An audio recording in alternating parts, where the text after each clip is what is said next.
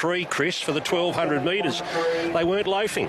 No, it looked a pretty leisurely stroll to my eye, but I guess a small field, it does look a little bit different. But I thought McCreary might have put a bit more pressure on McIntosh early watching the trial, but running those times, I guess I can see why Jason sat back on him. So, yeah, it was a good gallop, and Huey had to ask her at the 500 metres just to make sure that she was in tune, which is what we wanted to see.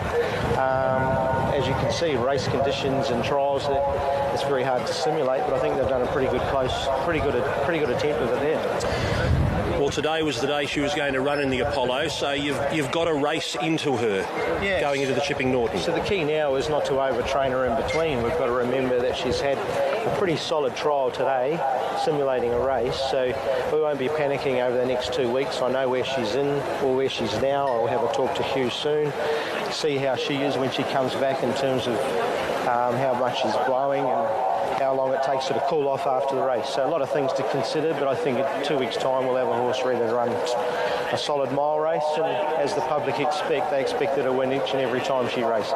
Talk about her recovery when she gets back to the stables, even after she's had a tough run.